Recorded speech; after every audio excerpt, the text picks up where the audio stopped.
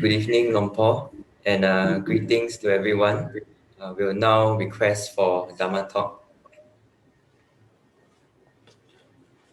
Brahma Chaloka Dipati Sahampati Katanjaliyan Diwarangaya Chata Santi Dasata Parajaka Jadiga Dese Dudama Anukampi Mampaja.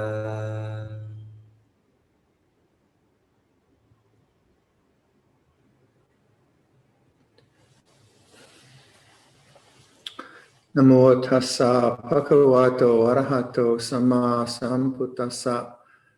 Namo tassa bhagavato arahato sama sambuddhassa. Namo tassa bhagavato arahato sama sambuddhassa. Buddhang dhammang sanghang namasami. So again, I see our connection is fading in and out, so we'll do our best.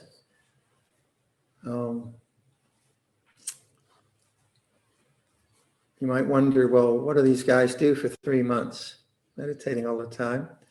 Our schedule is it's quite a nice schedule. I like it. So we have a morning puja at 5 that Venerable Kimiko runs, and that is an hour and a half of meditation, sort of. And then there are chores to be done. Mostly laymen are cooking in the kitchen and cleaning the snow. We had the snow blowers out today. And then in the afternoon, after lunch, we have a 3-hour meditation from 2 to 3 we sit, 3 to 4 we walk. Even in this cold outside, we walk. And then 4 to 5. So we have a nice long session of formal practice. And then in the evening, again, we have an evening puja with chanting, and Ajahn Pavra leads that, and sometimes he does some sutta studies, and that runs about an hour and a half. So every day we have quite a good schedule of meditation, plus our own study and practice. And we have some laymen who have come, one lawyer from Toronto, he's here, he took sabbatical for 3 months, and Curtis, who was here a lot, also, and Richard. So what you've done on a long retreat, you can't, like if you think that meditation is just like this really hard focus all the time, you can't really do that. It's too difficult. But if you see meditation more as this awakened mind and the sustaining of an awakened mind, that you can do a lot. So my emphasis on meditation is the still knowing, and then the object you choose to remember the still knowing is up to you. And that's kind of, it's like an aesthetic choice, I think. You know, some people like modern art and some people like medieval art or whatever. So there is a kind of aesthetic preference, I think, according to your body type, or like if you're an artist, maybe you like to visualize things or whatever it might be. But the stillness of knowing is not dependent on the object. The object reminds you of that. So the way I try to explain that is that because this question actually came up, didn't it, with Tristan? Like if you've been in meditation a long time, a few years, most of us seem to have been at it for a while. You can have certain memories of good experiences, and you've read about insightful experiences or levels of whatever. And then from that memory trace, you start to look for something, some experience. So you're maybe using the breath or whatever you're using, you're observing, but also you have this kind of in the back of your mind, I'm trying to get something. As you're trying to get something, you're not really aware, because you have some kind of a goal-oriented approach. Goals are fine, but that very looking for something won't make it peaceful. So what I'm suggesting is the language I like to use is like receptive, and many teachers are using this kind of language. I don't know if it's original, probably not. Nothing's original. But the kind of like let's say the language I use, let your hands become conscious. I do that quite deliberately because that's what I'm trying to encourage people. Let it come into awareness. So that you're emphasizing the awareness. Whereas a hard focus, if I'm focusing on, like it's quite icy now. So when I go from this building to the next building, I'm really focused on the ice because I don't want to break my wrists or my hip. So there's that kind of focus. But I'm suggesting that this still knowing is always there, and that when we move from sense-based to sense-based, we move from sound to feelings in the hands or whatever, we begin to intuit that stillness is always there. And that really, what I contemplate a lot is the idea of cessation. So if you take the Four Noble Truths, there's suffering, there's discontent, and that has to be understood. There's and that's caused by craving, that has to be abandoned. And that abandonment or that end of craving has to be realized, and the path has to be developed. And this is the way we talk about it. So this idea of cessation, when I first saw that, Nirodha, the third noble truth, I thought that like I would reach some point where then all of a sudden there'd be no anger, no fear, and things like that. And so I was looking for that experience. But then I saw, well, I have a lot of baggage. I have a lot of vipaka kamma that's coming through me. It's not going to just end like that. And so I began to define cessation. Not that can't happen, but I defined this idea of nirodha, or cessation, in a kind of different way for myself. And it was more around attachment. And so if, for example, let's say when you first started to meditate, when I first started to meditate, when I see someone who has never meditated before, and they tell me I couldn't sit still for 5 minutes, I think, really? And I must have been the same way. I can't remember it. It was so long ago. And if you think back about that initial insight into something like restlessness maybe, or pain, what happened? Well, I think what happens is like you start to meditate and you start to feel restless, you start to feel pain, and then you just shift around. You just move every time you feel pain. You realize, well, that's not working. That's not really working. Then you kind of force yourself. Okay, I'm not going to move. I'm not going to move. You kind of just do a kind of willful control thing on it. And you realize, well, that's something maybe peaceful. That's something more tense. And then something in you arises and you say, well, what is this? So, well, what is this stuff called pain? And you actually look and observe the feeling of restlessness or pain. I would say that is non-attachment. Because in that moment, you're not bound or constricted or pushed by this pain or discomfort. It is still there, but now all of a sudden saying, wait, what's going on here? What's happening now? What am I actually feeling now? And to me, I look at nirodha in that way. One of the ways. I mean, I can look at it in other ways too. So there's a cessation of this whole attachment, or this whole kind of being bound up with this feeling of restlessness or pain. And then when I can do that, I can notice it. Well, then I can start to understand it. So the first noble truth, I can start to understand, oh yeah, I don't want this restlessness. I can begin to observe it. I can see that it's an object.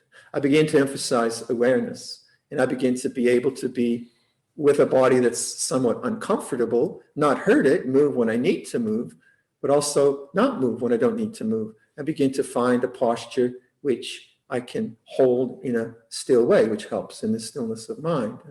And I think that's the kind of insight we are constantly, hopefully, having, where you kind of get caught up with whatever, and you're struggling with it. And now also, what is it? And what does this really feel like? And to me, that would be an aspect of Nirodha, cessation of attachment. Now, this comes up very importantly in all the kinds of emotions we experience as human beings. And so I think this question would be relevant, and I could perhaps work around this question for the talk. Luang Por, you struggled with anxiety for many years before you finally succeeded in overcoming them. Recently, during meditation, I have been experiencing heart palpitations. They are unpleasant and sometimes overwhelming. I notice fear, anxiety, and resistance arising in my mind, even as I try to be just aware of these emotions. I could watch the physical palpitations and see them end, but it is hard for me to see fear because I can't really find it, even though I know it's still there. Can Luang Por share your own journey in coping with anxiety so I can draw reference from it? Thank you. So first of all, if the palpitations carry on, do see a doctor. I'm seriously, like, meditation doesn't solve all your problems. So having done that, if you know, like let's say fear or anger, some of it is just very, you know, there's nothing wrong with it. Like if I'm walking through the woods and I hear the coyotes and they're close by, I get kind of frightened. That'd be natural, nothing wrong with that. But anxiety would be different, wouldn't it? Like anxiety for me would be something that I'm continually mulling over, thinking anxious thoughts, projecting into the future, fearing about my health, feeling about some social interaction. So that's different than that kind of biological fear. But anxiety is still rooted in fear. You know, it's still rooted in fear. Or say something like anger. Anger sometimes is just a protective mechanism, right? Someone starts to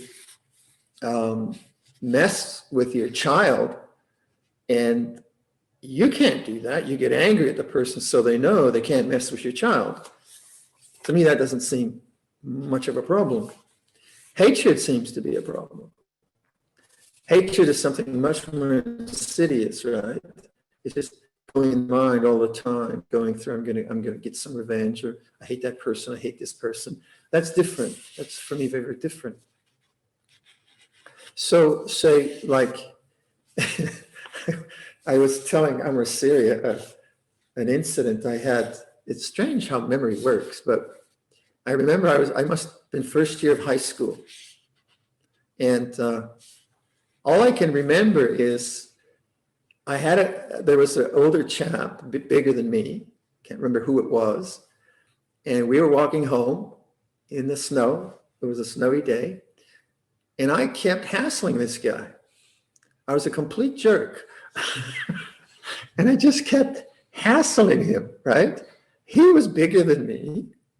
And for some dumb reason, I just kept hassling him. So finally, he told me, don't do that. Don't do that. And finally, he had me with my face in the snow. And he rubbed my face in the snow and said, you get it? Do you get that now? And my memory of him is I like him. And I didn't like myself there because I was a total creep, right? So, it seems to me that's a kind of skillful use of anger, whatever was going on in his mind. So we have that. It's strange how memory works, doesn't it? I wonder how the guy's doing. I liked it. It's a good memory. So we have that. We have that mechanism. Mess with me too much, and you're going to know it. But then the other, and if you look at like we talk about greed, hatred, and delusion, hatred is not anger. Hatred is something much, much more insidious and harmful and hurtful. And then it manifests as speech or hurtful speech and hurtful action and such like. And in the same with anxiety, say like if you had to do this Zoom talk and you've never done it before, yeah, you'd have stage fright and you'd kind of get through it and you'd survive. But if you're anxious about this for a month in advance, and you're just thinking about it, that would be different than the uprising of fear in a kind of public situation. So these kind of deeper residences of greed, hatred, and delusion, they are embodied. So we feel them in the body, and then they're activated through thought and the habit of thought. And so in the question, I would say that first and foremost, one needs, with any of these difficulties that we face as human beings, we need to get to the same kind of place that I talked about, the feeling of discomfort. I say feel discomfort, and then you try to force yourself not to move, and then you move, but you're not really awake. You're not this kind of receptive awareness to the discomfort. And then something in you finally says, well, wait, what does this feel like? And then you're awake. And that is the beginning of understanding anxiety or fear or anything else, right? So it's like, what does this actually feel like? So there isn't an attempt to do something about it to get something else, because that won't work because you haven't really awoken to it. So awakening is, for me, non-attachment. And that might not sound right because you're still feeling the fear, or you're still feeling the anger, but feeling is not attachment. Feeling is vipaka kamma, is nature, is biology. That's not the problem. It's the self-making, I-making around that particular thing. So let's say you stop making the noise with a piece of paper, Viradhammo. So let's say you have some incident in the shopping center, or someone messes with your child, and then you get angry. Well, then it's really important to go home and just sit and feel that energy. But that energy coming out of you is not attachment. I wouldn't say that's attachment. It would be the thinking would be the attachment. So I shouldn't have done that. I should have been more cool. Or that idiot, if I ever see him again, or I should have called the cops. And that is the attachment. But the uprising and the feeling and the pressure and the guts or all that, that's just the resultant karma of what has happened. And you can be aware of that. So if you have the skill of meditation and silence and witnessing, then you make sure you go home and you feel the result of that interaction. And that's not difficult, really. All you really need to do is just to be aware of your belly. That's all. And as your mind starts to pick up thinking, don't go there. Don't go to the thought, because that's the attachment. And then it will run its course. It's just an energy, right? Same with some kind of fearful episode that you've had, like you had in your car accident or whatever it is. Then you go home and you just feel the emotional echo, and the echo in your heart and in your body that vibrates through you afterwards. Okay, that's fairly straightforward. Or you have some lustful attraction, and lust comes in your mind, but you don't pursue it, and then you just bear witness to it, and that ceases, that goes away. Right? So that, to me, seems straightforward. So to me, anger is not such a huge problem. One has to apologize if one says something nasty, but hatred, now that's a tough one.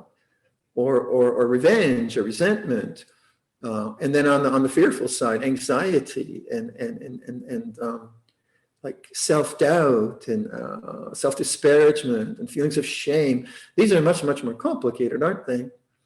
But they have a body component. And so if we go back to the person's question, although you might not notice fear, don't worry about it. Just take what comes. And notice when your mind is thinking anxious thoughts, that do the same thing as one would do with the restlessness. You say, well, what is this? What's this mood now? What's it really like? And that statement, to me, is the statement of letting go. Now, letting go, we have all this language, don't we, of letting go, don't make it a problem, it's like this, ploy wang, um, unbounded, unbinding, unhinged. That's not one we should use. But, you know, we have all this language around letting go, right? And if you don't understand that, it can sound like letting go means you get rid of it and that you never feel anything. But that's not, I mean, life doesn't work that way. You do feel things. So you need to kind of go back and what do I mean by letting go rather than what they mean? It doesn't mean unhinged. That's another thing. But letting go, like I know one person in Toronto, he likes letting be rather than letting go, right? Non-grasping, non-attachment, ploy wong, and Thai. So what might that mean? Well, in the case of, say, anxiety, attachment to me would be this constant thinking of anxious thoughts. What's going to happen? I don't know.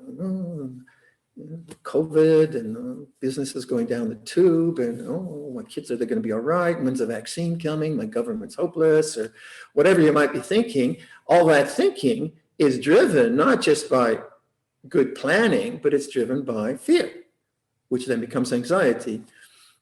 So it's a kind of dual problem. One is the problem that I've been doing it for 20, 30, 40 years, right?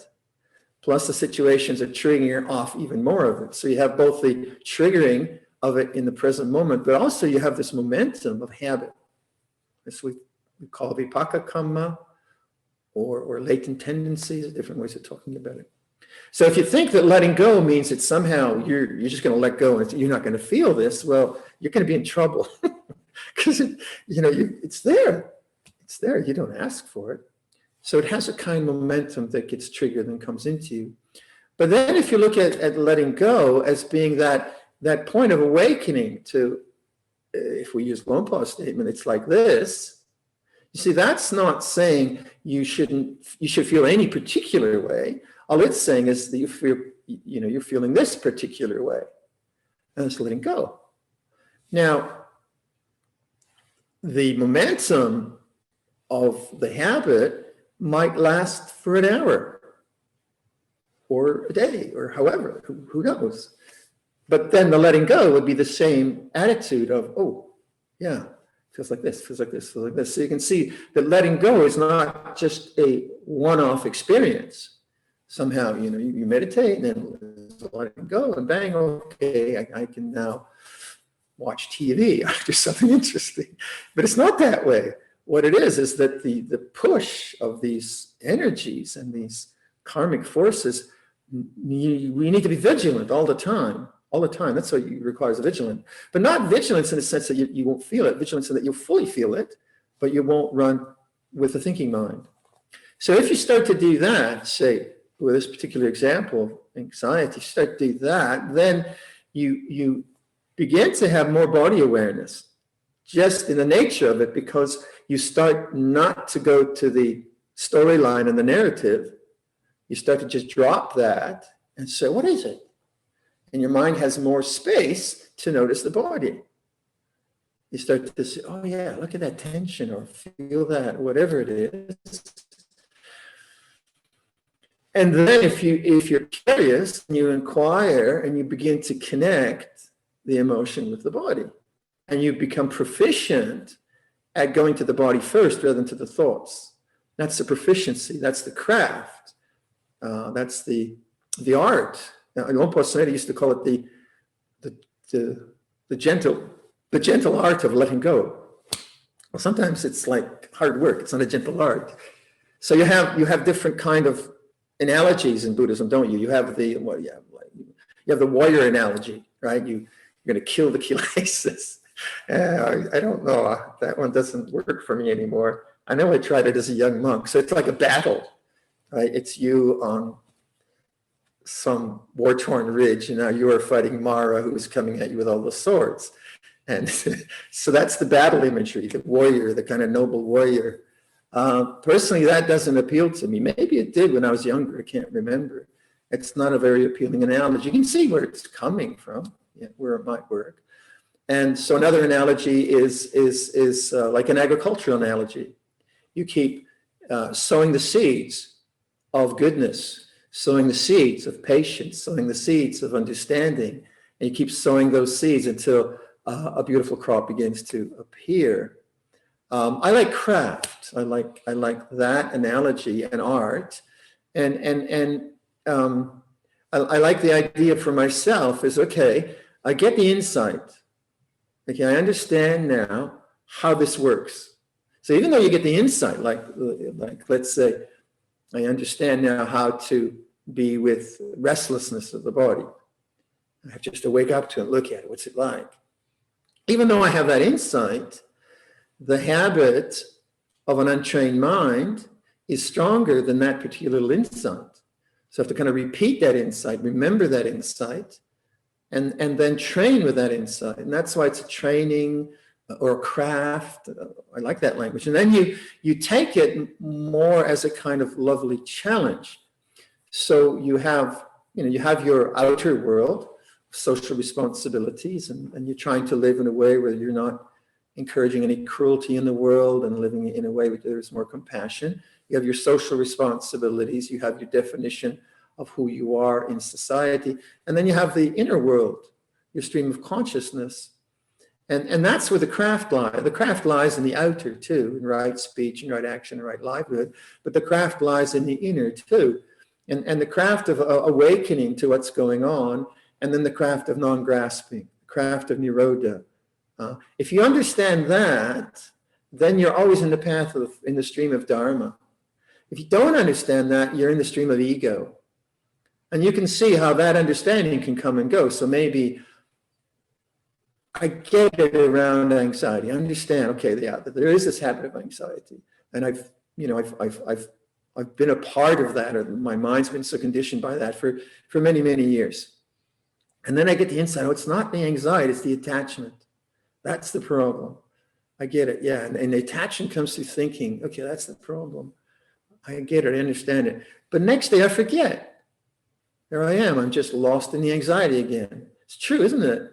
And that's frustrating. It's very, very frustrating, but it's true. And that all that is showing is not you're dumb. It's just that these energies of suffering are very, very powerful. So then if your mindset is the warrior, okay, then you're going to fight them. Good, okay, good.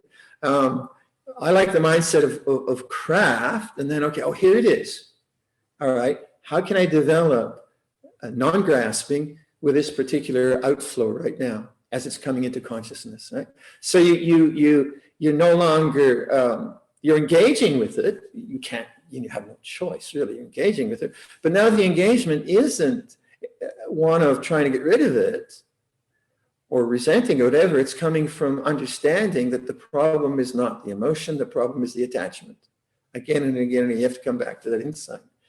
So insight keeps being reinforced with the craft, and the craft gets reinforced by the insight. And then you become adept. You become adept at your own particular karmic predicament. So some people aren't anxious, some are. Some people are much more placid. Some people get angry, very kind of volatile. And so it is, whatever pattern you have. Right speech and right action helps you to guide you when things become when you start to go off the rails. But in the normal course of events, you're a decent person doing your best. And then the heart starts to just be the place of craft. And then as it gets more and more subtle, I think then the gentle art of letting go becomes more and more sensible. And there's not much you have to do, because you understand, you know how to shift to the body. You're with the body more and more.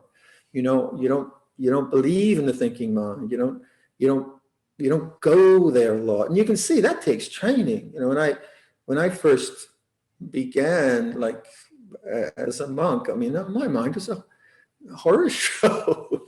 There's really, there's a lot of suffering going on. But I realized, well, if I can't train here, where else am I going to do it? And so there's the kind of sense of challenge. Yeah, it's hard to train the mind. It doesn't come easy. Who can do it? But what else is there to do? That's where I live. I live with my mind, no matter what country I'm in. And so the motivation is not like it's not a motivation of cruel judgment, It's not that kind of motive. Oh, you're bad, Viradhammo. You're a bad monk. You were angry again. It's not that. That doesn't. I mean, that comes up in the beginning, but you realize that that's still attachment, isn't it? Like if I get angry at you, and then I go away, and then I just hate myself for getting angry at you. That's still attachment. If I get angry at you and I say, yeah, I was right to be angry at you and I'm going to do it again, that's also attachment. So I'm not saying that. But the middle way is that things get triggered because of vipaka kamma. And then as you practice this craft of non-grasping, then you start to see the other part of cessation. And the other part of cessation is when the amplitude and the volume and the frequency of these kinds of energies, which cause so much suffering, begin to lessen. The frequency lessens, the strength of it lessens, the volume of it, the amplitude, all of that begins to lessen because you're no longer feeding it. And what is the feeding of these mechanisms is, of course, thought and attachment to thought. Ego thought, not right thought, ego thought. And that kind of leads me to the other question. Russell. Dear Luang Por, what is the significance of language in the manner you use it in Dhamma practice? So then you know, like in the craft of the heart, you have language which should be corresponding to your insights. So there's the language of the text, sure. So I use nirodha. Okay, that's a Pali word. But that is not just in a belief, but it's something that I've contemplated, I've looked at, I've tried to give English equivalents, I've talked to Luang Por Sumedho about it, I've disagreed with some people about it, and so on and so forth. So it's been a theme of contemplation. It's a reflective thing. It's not a belief thing. So when I first took the language of Buddhism, then I had to study it to understand the intellectual structures, to give me a framework for contemplation. If I had left it at that, I would just have an opinion. So the idea is not to just leave it like that, but say, well, why is the Buddha emphasizing that, and what might that mean in my own heart? And we could even have different interpretations of that. We could both be right, as long as it led to the end of suffering. So it's not like an argument who's right or wrong. It's like, is it efficacious? Does it work? Does it lead to an end of suffering? And so as you practice, say that example I gave of someone just finally waking up and saying, oh, what is restlessness like? That's an insight. It's not a big deal, but it is a big deal because you sort of understand how to do this stuff called reflection or awareness, right? Now, how could you then from that insight introduce language which would remind you of that insight around whatever? So say around fear, I might say it's not the fears, it's the not wanting of the fear. That might be the language I use. And that would awaken me to the habit I have of trying to get rid of the fear. No, that's not the problem. It's not the fear, it's the not wanting. It's the attachment to wanting. So that is not, it's not like a huge discursive piece. It's not like a whole essay. It's just a few words which remind you of something you already know. When you don't know, then you pick up what a teacher says, what the books say, what someone recommends to you, and then you kind of ponder it. What does he mean? What does he mean by that? So say like if you've been following Luang Por Sumedho's talks on pure consciousness, that's bringing up a lot of doubts in people's minds. What is that? What does that mean, right? That's a good thing. Rather than say, well, he's wrong, he's using it wrong. Well, he's been at it 50 years. He's probably knows something. So maybe I should just ponder what he's pointing to. So it's not like a position, right? For or against. It's like a reflection. Why does he mention it like that? Or if you saw the last talk, he talked about metta being synonymous with pure consciousness. That metta is acceptance, is awareness, right? So, metta means I spread love to Granny or whoever you want to spread it to, right? So so it's not, and this is the reflective part of our minds. It doesn't just believe, but it doesn't just disbelieve. It doesn't take a position for or against. It says, well, yeah, he's been at it for a while. He probably knows something. Why does he say it that way? And that helps. That helps you question and look and understand. And from that understanding, oh, I get it. That's what he's pointing to. Yeah, I get it. So when you get it, how can you re-get it? How can you return to an insight that's actually there? And this is the very disappointing thing about the contemplative life. You forget. You get caught up, right? It's so disappointing. You know, you get caught up in your anxieties and you get worried and then worry feels this way. You'll be lost for 2 days. Very disappointing, but there it is. What are you going to do? You get lost, you get lost. But at some point you do remember. You do remember. So in this vein, I would say that in meditation, what's very important for me is to really acknowledge the end of a thought. Because in the end of the thought, that to me is non-grasping, that point. And I think this is true of everyone who's meditated, is that you kind of feel responsible for the thinking. Almost guilty. Oh, I'm thinking too much. I should stop thinking. And then you put on the control mechanisms to try to stop thinking.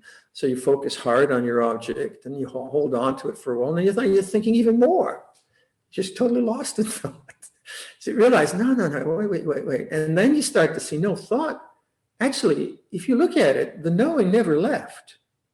The knowing was always there. It's the ego that came and went. It's the ego that's impermanent. The knowing was always there. And you start to, wait a minute, ponder that. You start to look at that. And you see how important recognizing the end of thought is.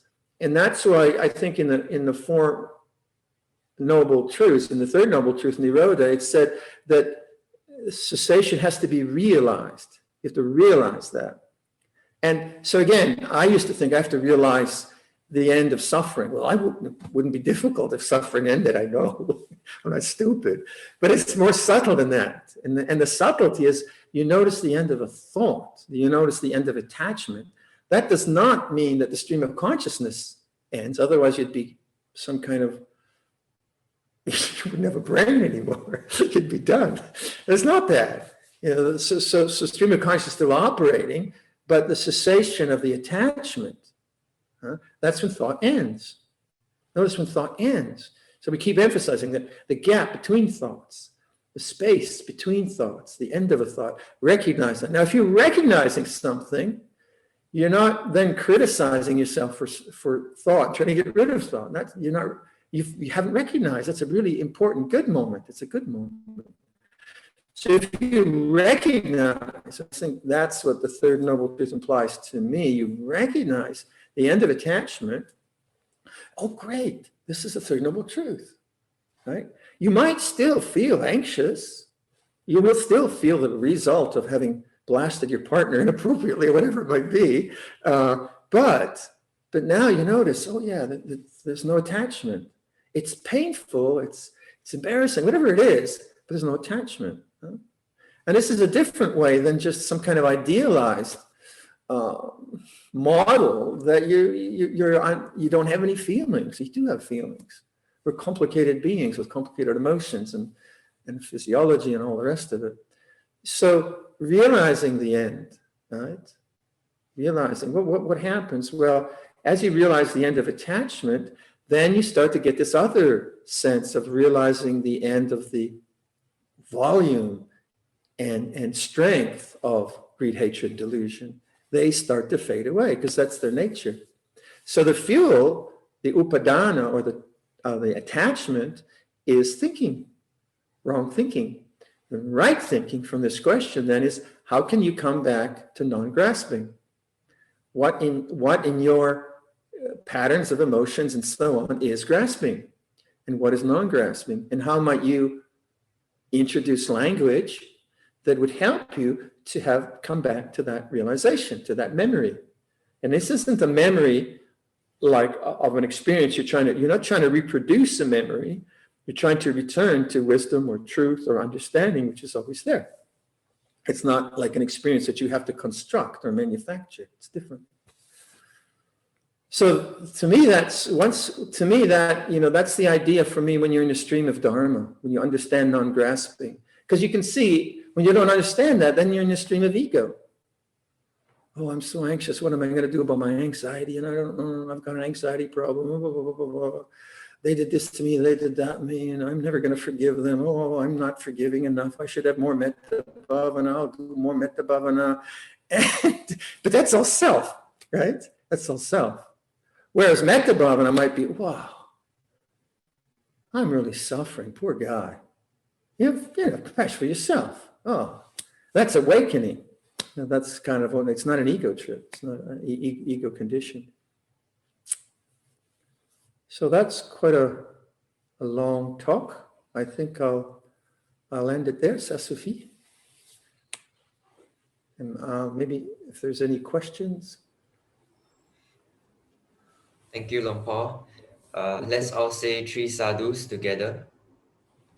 Handamayam o vadagata sadhu karang kadamase sadhu sadhu sadhu anumodami.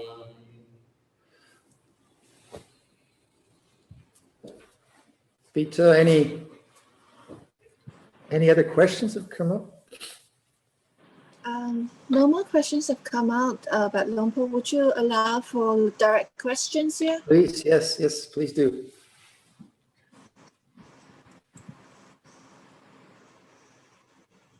So if you have a question to ask Luang Por, we invite you to please use the raise hand icon, which is on the participants panel, and we will invite you to unmute. When you're asking the question, kindly please keep the video on so that Luang Por could see who is asking the question.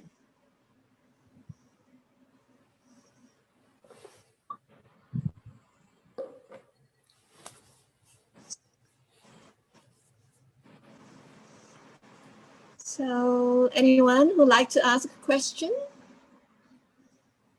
Yes, Margaret.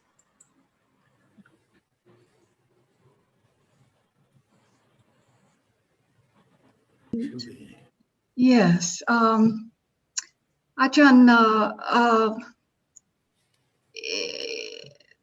in respect to fear coming up, would you almost, I mean, this is a silly way of saying it, and I don't mean to be silly, but do the Brahma Viharas, remembering the Brahma Viharas in your heart, will kind of buy you some time? You know what I mean, in a sense. That's, like I said, that's a silly way of saying it. Yeah, You know, because I would say that what you can. Go ahead. Please go ahead. Oh, I was caught in a situation the other day at the grocery store where I felt threatened by a particular person. And he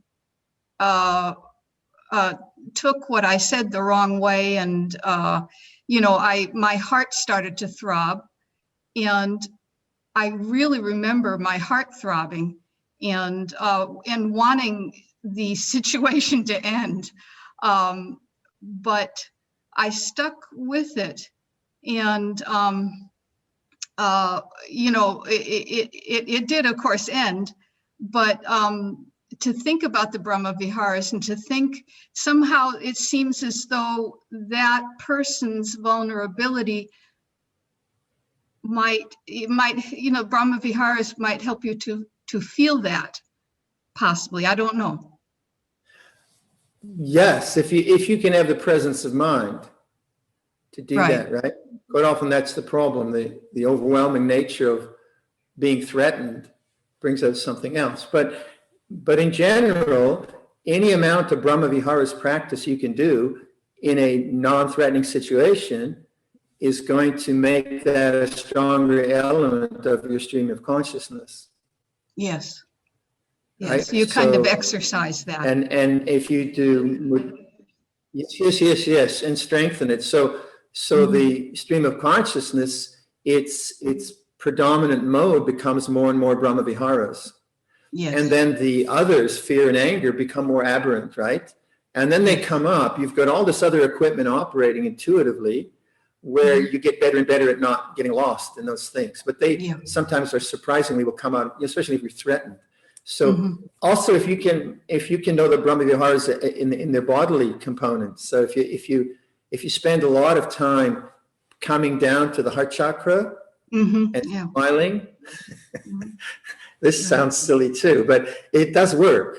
You know, it's smiling is very interesting that it actually affects your heart chakra. So your sort of place of abiding becomes more and more a resonating place in the body, in the heart, as a constant, not just as a one-off. So when metta is done intellectually with a lot of thought, that's fine, that's good. But also when you start to just get a hold of your imagination of someone where it's very easy to have a sense of love, and then start to refer to the heart and do less of the discursive stuff and more of the body stuff, then in those situations you get more chance of referring to the body, referring to the heart, right? And you just get good at it, like the craft, right? That's the idea.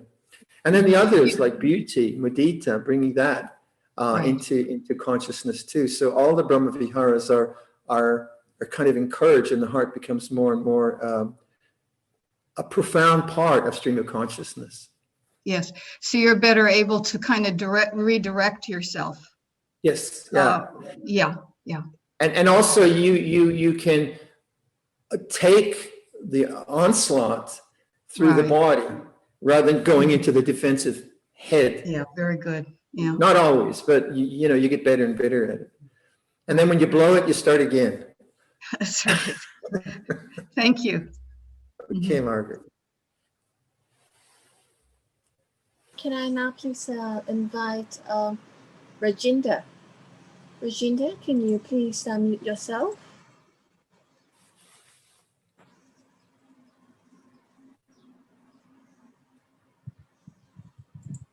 Then I have a question which I wanted to, it is in continuation to what the last questionnaire had put.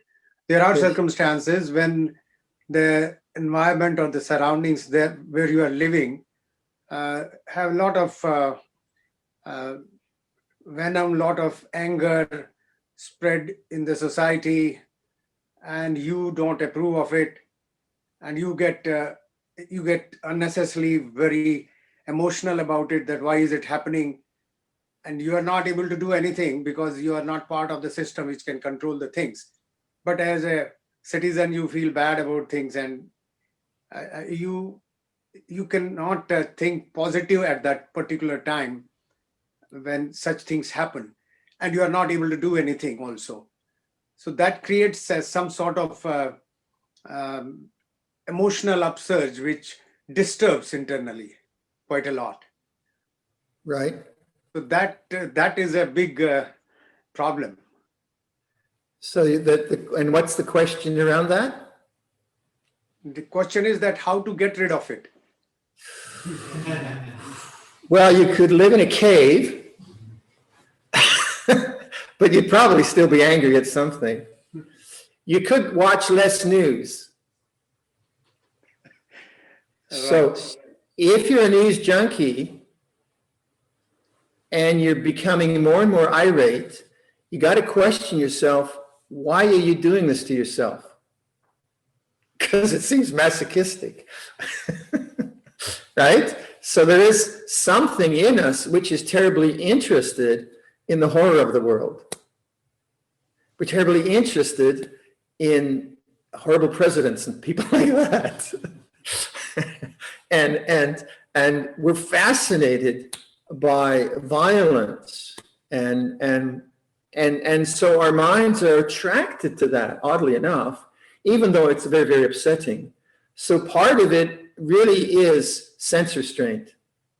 You have to engage in the world, and you need a certain amount of information, but you can question yourself, well, how much do I really need to know? especially if you're saying, well, I don't have much power in this area. Where you have power to vote or to do some kind of philanthropic work, okay, that's where you could develop your expertise. The other, you need a general knowledge. So I would say, first of all, indriya samvara, the restraint of the senses. And usually that's looked at like don't eat too much ice cream and don't watch too much TV. But that's easy. This is more difficult, right? And the opportunity to immerse yourself in the problems of the world is doubled every year, I think, you know, the amount of information you process. And then if you go into fake news and into the deep state, you know, it just seems to go on and on and on. So look at what you're listening to, what you're consuming in terms of information, and what's the result. If that's the case, I don't know if it's a case for you, but if that's the case, just think, would you eat poison food? Right? Would you eat dal, which is 5 years old? You wouldn't touch it because you know you get sick. So with your mind, you know, really kind of contemplate what you're putting into the mind. Okay, having done that, you still have, you know, you're still a human being. You still need to talk to people. You need to relate around social issues. Then really understand this attachment to thought. When you feel irate about something, you feel indignant, and righteous indignation is a very powerful kind of energy because you're right and they're wrong, right? And then that feeds the ego. Not to say that you're wrong, but it does feed the ego. So you know, how many wars have been started with righteous indignation? So then you run with that, and you create a habit of self. So then if you make this part of your craft, that your goal this lifetime is to do as much good as you can in the world and in your responsibilities, as little as harm as possible, but also to train your mind. So rather than it just being a sort of abstract problem, oh, you know, society's terrible, you try to make it try to be more pragmatic and what is the word? Strategic or something like that. That's a good word. I've never used that before. Strategic, say, where you're actually, you know, you're trying something out to deal with this rather than just being this horrible, overwhelming problem. And I would say the first is sense restraint. And the second is what emotion drives this thinking? What would you label that emotion? Is it indignation, blame? And which isn't excusing the cruelty and stupidity of the world. It's not saying they're right. No, it's just taking responsibility for what it's doing to your mind. You can still be critical. You can still say, no, that's wrong. You can't do that. You can still have a strong moral sense. But if it's enslaving you with thinking, then what is that emotion that drives that? And then try to get awareness of that emotion. Look at like, what does this emotion feel before I think about it? Right? Before I make any comment about it that I shouldn't feel this way, say, or that they're wrong. What is it really like to feel this? Where is it in the body? And it's that kind of inquiry then, which is part of the craft. So you get to know this and you get to see it triggered. There's a great story from Luang Por Viradhammo, which most of us heard 100 times, but this was I was in Thailand when Nixon was being impeached. Remember Nixon? So I don't know, we didn't have much information up in Northeast Thailand. There weren't many magazines or whatever. So this guy, he was American. He might have been Peace Corps or something. And he came to visit. And Ajahn Sumedho started talking to them and they started talking politics. And as soon as the topic of Nixon came up, he would just go ballistic. Rah, Nixon. So Luang Por saw this pattern. So he just started to play with him. And they talk. Nixon. Rah! Talk. Nixon. Rah! And he was like so Pavlovian. It was brilliant. And then Luang Por said, you see, you're just a slave to a sound. You're just a victim to a sound. Which, you know, it wasn't making a political statement. It was just showing how his mind had been conditioned to righteous indignation, which he felt was right, and how much he was enslaved to that. So, you know, if this is a big part of your life, it's also a big part of your freedom. Not the getting rid of it and living in a cave, but rather the investigation of it and the craft work, I would say, around it, you know, in the ways I talk about. Okay? Bon chance. Thanks.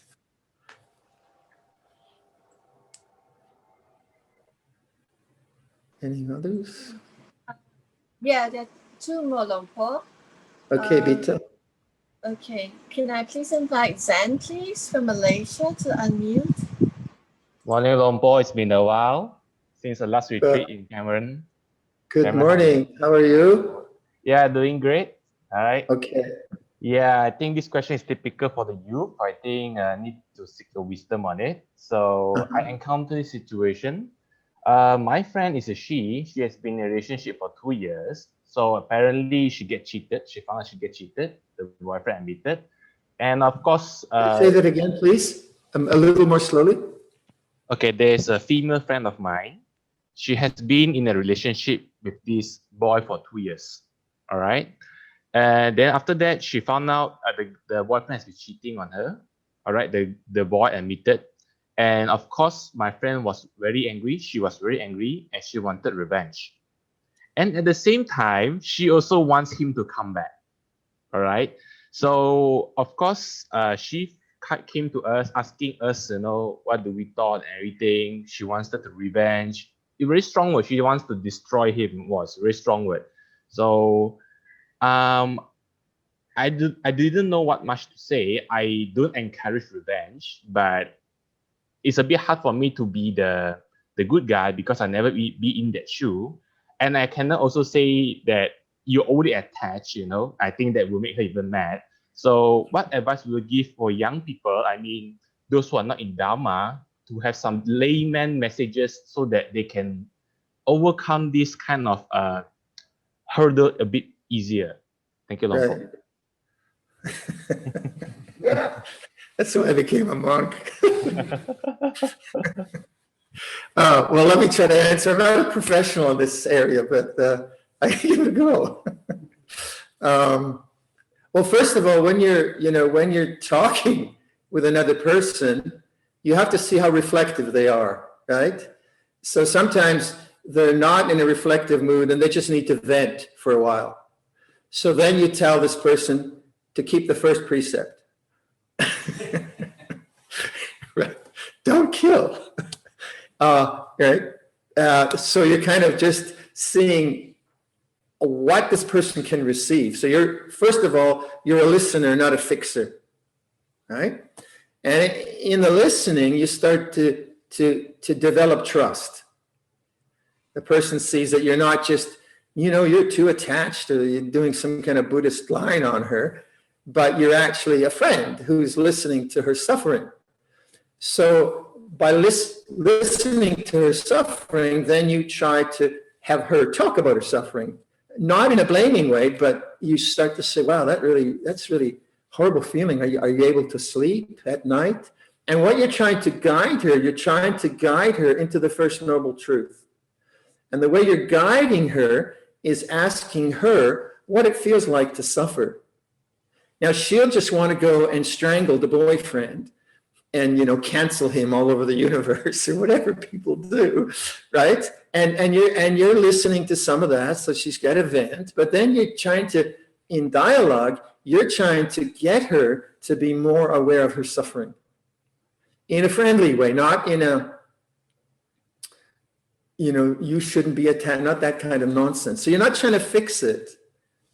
And if you can develop that dialogue with her and she can start to see the nature of her suffering, then intuitively, if you've got some practice going, you can start to get her to reflect on how her thoughts are going to destroy her, how her language might then be very destructive, and so on and so forth. And that is hard to say in this kind of situation because you don't know how reflective she is. But I think the most important thing is that she has a friend. and not a judging friend and says, wow, that's difficult. I've never been there, but that must be difficult. And rather than say, oh, I know how you feel. Well, actually, you're very honest. You don't know how she feels. You know, and if you say, you know, I know how you feel, actually, you don't know. So you just, wow, that must be difficult. And that's a very compassionate thing to say. And if she feels that, then there's a chance for dialogue. And then your own experience should come up and give her some helpful guidelines or whatever. And then, you know, you try to just, if she's holding on to it for a long, long time, to say, you know, this is destroying you. You know, what about forgiveness or whatever? I had a lovely kind of example of that. A friend of mine in Bangkok, he's about my age, and I had known him as a young monk up in Ubon. He was a tailor for the American Army. The American Army was up in Ubon during the end of the Vietnam War. And when the Americans left, he went down to Bangkok and got into the gem business. And he had a kind of guru that taught him the gem business, like a really, really close mentor, really good friend. And this man himself became successful in the gem trade. And his mentor then one day came to him and said, you know, I've got a real crisis of finance, and I know it's like $1 million baht or something, a substantial amount of money. And this man gave his mentor that money without any collateral. The guy went to the States and never came back. So he lost all his money. So I asked him, this is a year later, I said, so are you still angry at him? He said, well, I was angry for about half a year. And then I thought, well, maybe I owe him $1 million baht from a past lifetime, so I think I'll let it go. And so he forgave him. But what's interesting is he had a mental strategy for somehow getting to acceptance, but he had to go through the anger for a long, long time, and then he could chuckle about it, right? So things like that, you know, when a person's been betrayed and they get blindsided by their betrayal, they're not even seeing it, psychologically, it's very damaging. The person gets very, very confused, and then their psychology becomes very, very confused, yeah? So you want to be careful not to expect too much from the person and guide them through language into a kind of more stable mentality and emotionality around, and that might take a bit of time. Betrayal is a very, very, very hard thing to deal with, because your whole universe is flipped upside down in a way which is inexplicable at that moment. And of course, people learn, and you know, they get betrayed and a few times and they become a bit more streetwise or whatever. So if you can be a good friend and then see what can you say, what can't you say, and keep guiding the person toward right speech and right action, and then like forgiveness, you even to ask that sometimes is too much. But if you go to their anger and their hatred, you know, do you want to live with that?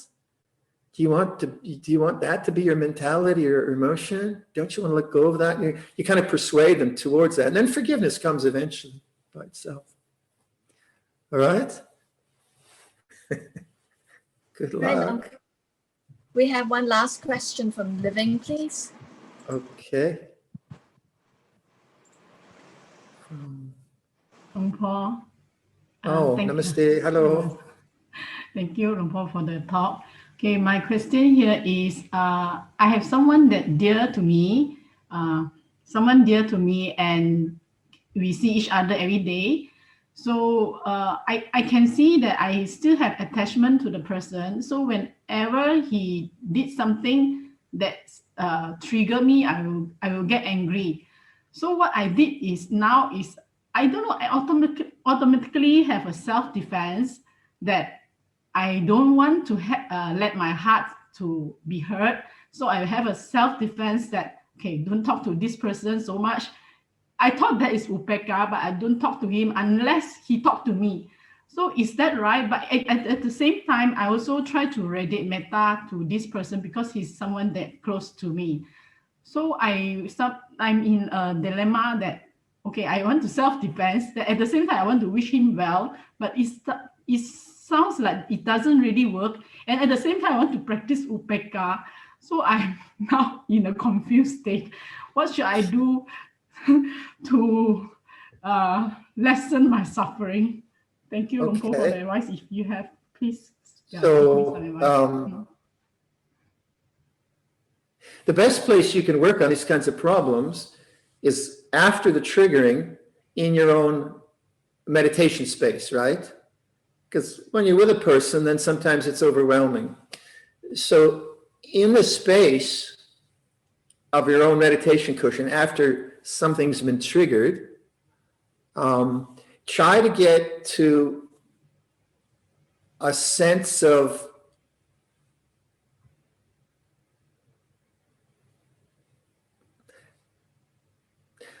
try to go to the body and notice the proliferation of thought, and don't use metta bhavana. I would say don't use it in this case, because quite often metta bhavana is used as a repressive measure. You feel anger towards a person. I'm not sure if this works, but try it out. Sometimes what we do is we feel some anger gets triggered, and then as good Buddhists, we shouldn't feel anger. Hence, we should feel its opposite. We should feel metta, and then we go, may you be well, may you be well, may you be well. But actually we're feeling, may you drop dead, may you drop dead, I hate you, right? And we're not recognizing the actual feeling of murder or whatever it is. And because we're not recognizing that, and we're trying to overlay it with metta bhavana, we're actually repressing. And what we're practicing is called vibhava tanha. It's called the craving of not having, right? So first and foremost, you have to allow the murderous feeling, keeping the precepts, you have to allow it to come into consciousness. And so that is difficult if you're very idealistic and you have a high ideal of loving everyone all the time. It's a beautiful ideal. One wouldn't reject it. But the reality is that you also have emotions, and people can hurt you, and you have to be defensive to protect yourself, and so on and so forth. So next time you get triggered, I may suggest if you think it might work, then sit down and welcome whatever feelings are there, right? And that's different than doing metta bhavana, but it's actually doing metta bhavana. This is the irony. By welcoming up the feeling that you're actually feeling, that is actually authentic metta bhavana. Because now you're not repressing or judging this. You're just saying, oh, this being called Levin is feeling suffering. May she be free from suffering. And then you fully feel the anger. Let it run. And even if you find it difficult, just swear, not too loud, but just poko, just a little bit, and get it out and say, oh, this is what anger feels like. Then stop the swearing, but then feel the body and feel the heart. So you're now aware of the result of this person's impact on you. If you run that through, then that will lead to upekkha. Not right away, but then you're starting to liberate that. Now, the kind of defensive mechanisms you've developed, they sound like pretty good probably, because this person has a way of poking you which are very hurtful and harmful. So whatever strategies you develop for protection, fine, you have your intuitions around that. So first of all, have metta for the feeling of anger that has arisen. See that as like a being that's suffering, a hell being, and say, come on up, have a cup of tea. You can stay as long as you want, right? That is true metta bhavana, because now you're, with whatever is there, you are accepting of it. You are allowing it to be what it is. That's hard to do because it seems counterproductive. What would seem more productive, you could just get rid of it and have lots of metta, but the mind doesn't work that way, right? It's not a kind of substitution practice. When you don't feel any anger, right? When you're just in a kind of neutral mode, then do metta bhavana, right? Do it, and if you do it with someone that you truly love. Don't try to do it with someone that you hate, because sometimes it'll trigger off hate, and you don't want to do that. So just do it with someone you love first, and get really good at it. Just a couple of people, just get really good at it, and go to that a lot. Go to that a lot in the neutral times. And then when the anger gets triggered, then okay, you're going to sit with that, and then don't do anything. Just allow it to be what it is. Those two, that combination begins to incline your mind to true metta, not just an idealized metta bhavana, but how it actually works. And it also liberates the feelings that are triggered by these abusive kind of talk or whatever's happening to you. So would you say that you're very self-judgmental? Yes. Okay, so self-judgment is a form of aversion, isn't it? Whether I hate myself or I hate the neighbor, hatred is hatred. So when you feel that kind of self-aversion coming up, say, oh, poor thing, she's suffering. May she be free from hatred. May I be free from hatred. So you're always moving towards metta bhavana, but from skill rather than from idealism. So listen to the voices of like self-judgment and self-criticism and this kind of inner tyranny, which we all suffer from. That's the ideal mind, thinking I shouldn't be like that. And then the real situation is, well, this is the way it is. Huh? And so the voices of self-disparagement come back to that way I'm talking about what non-grasping is. Non-grasping is noticing that language of self-disparagement, saying, yeah, okay, maybe I'm hopeless, but may I be free from suffering. I do that one a lot. Yeah, I'm a basket case, but may I be free from suffering. That kind of helpful diffusion or change. Huh? Does that make sense? Yes. Thank you, Luang Por. Yes. Yeah, I think the problem is I don't like, just now Luang Por, good advice which I can take is I have to accept first the feeling of anger. Because exactly. I keep rejecting. I say I shouldn't be, I'm a Buddhist, I shouldn't have this kind of anger, and I hate that I have anger. So it doesn't work. So that's the problem. It's not the anger, it's the attachment to the ideal. Yes. And we all suffer from this. We're all trying to be terribly good Buddhists, but then we're actually human beings. So it's complicated, as they said. Okay. All right. So thank you, Luang Por. That's the end of the questions and answers, Luang Por. Okay. Shall we finish with a chant, or Yes, how about we'll do the metta chant in English? Yes. We'll do the "This is what should be done" chant. Some of you might know it. This is what should be done by one who's been it for a while. This is what should be done by one who is skilled in goodness and who knows the path of peace. Let them be able and upright, straightforward and gentle in speech, humble and not conceited, contented and easily satisfied, unburdened with duties, and frugal in their ways, peaceful and calm and wise and skillful, not proud and demanding in nature, not do the slightest thing that the wise would later reprove, wishing in gladness and in safety, may all beings be at ease, whatever living beings there may be, whether they are weak or strong, omitting none, the great or the mighty, medium, short, or small, the seen and the unseen, those living near and far away, those born and to be born, may all beings be at ease. Let none deceive another, or despise any being in any state. Let none through anger or ill will wish harm upon another, even as a mother protects with her life her child, her only child.